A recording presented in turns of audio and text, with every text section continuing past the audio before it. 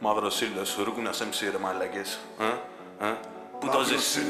Πού το ζεις εσύ ρε μαλάκα? Στα στενά ή στο σπίτι σου να πούμε? Πουτάνες. Μωρή παλιό πουτάνα. Εδώ γήπεδο ρε κουστί. Παιδικά ρε μαλάκα. Ποιος κοιμάται ρε? Ποιος κοιμάται ρε μαλάκες? Κοιμάται κάτι?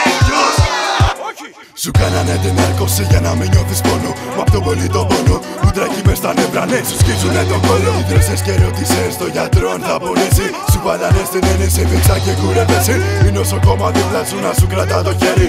Ενώ πετσάκι κόπουνε με κοφτερό τρεπάρι. Είσαι πάνω απ' τη δεκάνη, ουρλιαχτά μέσα απ' την πόρτα. Πάρε λιπαντικό και στον μαύρο πες τα πρώτα. Πόσο πούτσο σου που κρίστηκε χώρα μόνο σε πότα.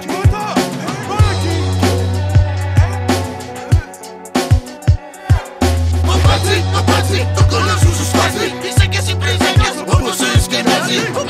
Ο μπάτζι, το κόλλο σου σου σφάζει. Είσαι και εσύ πρεζάκιας όπως σε σκενάζει. Για κολονοσκόπη σε στείλανε στο μπάτζι. Ψάχνει τη βαζελίνη και φωνάζει.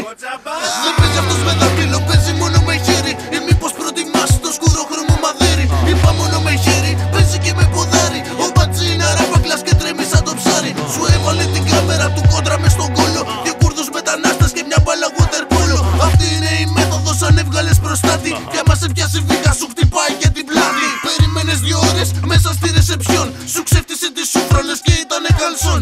Πηγαίνεις στο Ριχάρδο μια φορά την εβδομάδα. Χωρίς να δώσεις όθηση γλιστράει η κουράδα. Τσιγάρο και σαπίλα, στο καμπίνε σκανίλα. Σου βάλανε στον κόλλο το Σπύρο το πιπίλα.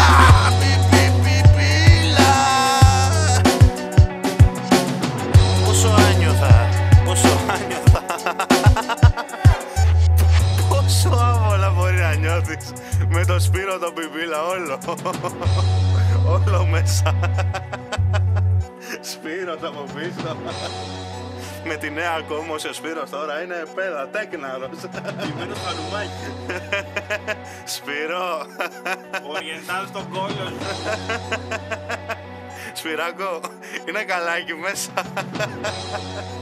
Είναι ζεστά? Δεν σου φέρω κάτι, ένα καναπέ να καθίσεις ρε παιδί μου κάτι. Να μην νιώθεις άβολα κι εσύ. 20 κιλά άνθρωπος, εντάξει, χωράς όπου να είναι. Ζεστά να είναι και όπου να είναι ο Σπυράκος. Ρε πιπίλα!